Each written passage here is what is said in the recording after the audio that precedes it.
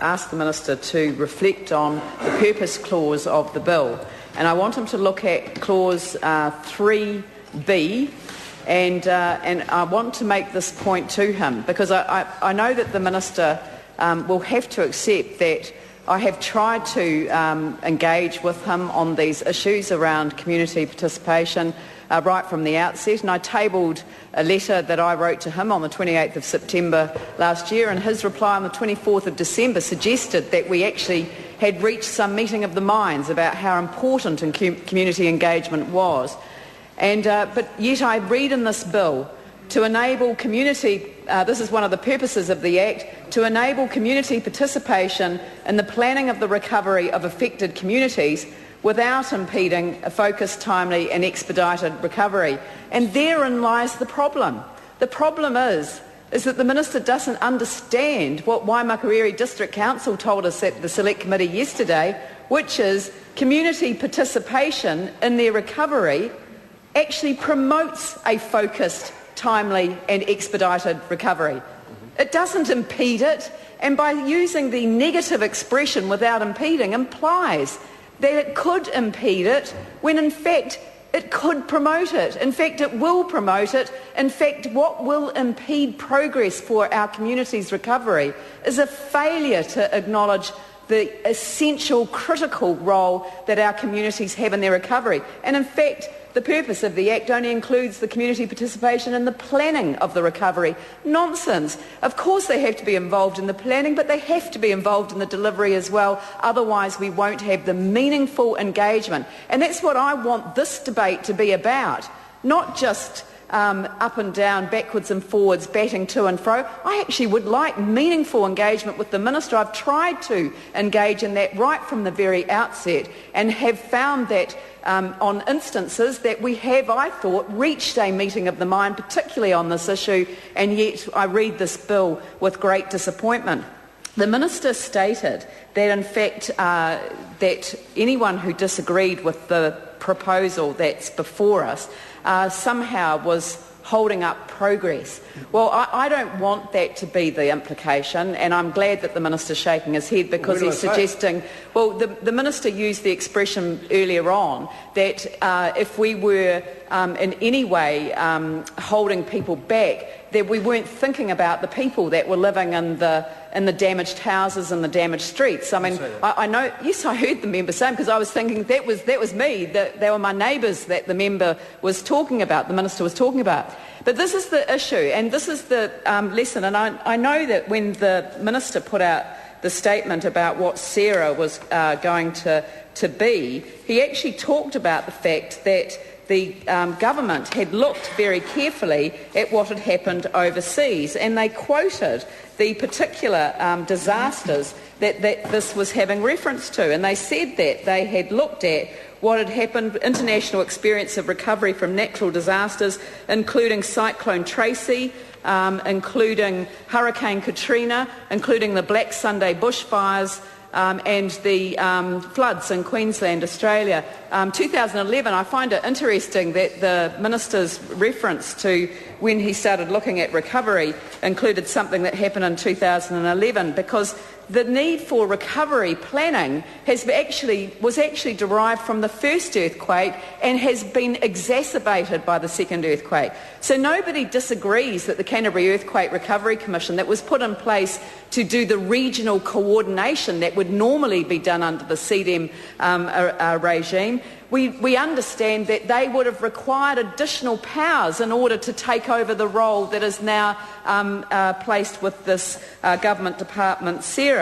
And this is where I think the Minister's gone wrong, is he actually hasn't studied any of those examples, because all of those examples have arm's length Crown entities separate from the government, not a government department, but separate from, but connected to the government, with a board sitting between the political animal that the government is and the organisation that has to develop the recovery model. And this is what people are saying about the need for an organisational culture, and that's why we're saying on this side of the House, we will make this work because it has to work. There is no alternative.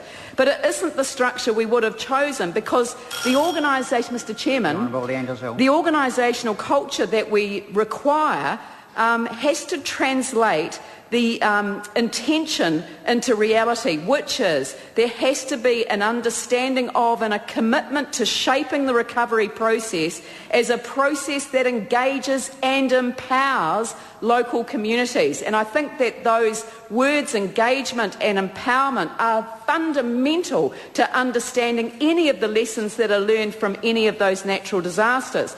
Now, and so when we take that, we have to build an organisational culture that translates that into reality, which I believe the Minister has been advised is a challenge of gargantuan proportions, given the tendency to think that minimal consultation can substitute for authentic community engagement. Now, I know this advice has gone to the government, and they've got to think about what this means. A commitment to authentic participatory recovery involves significant resource and timing implications that need to be explicitly recognised. And that's why there's an imperative about this engagement process, and participation of the community has to be at the heart. And this is where I think, again, the Minister misunderstands the lessons of Katrina, and I made this point yesterday or the day before, that we do need to reconcile the need to marshal the authority of the state and the entrepreneurship of the market to rebuild quickly, and they are important. We have to do that, and yes, this organisational structure will do that, but there is a better organisational structure that would do it better. But that's by the by. We can't debate that now because that was put in place 2 weeks ago.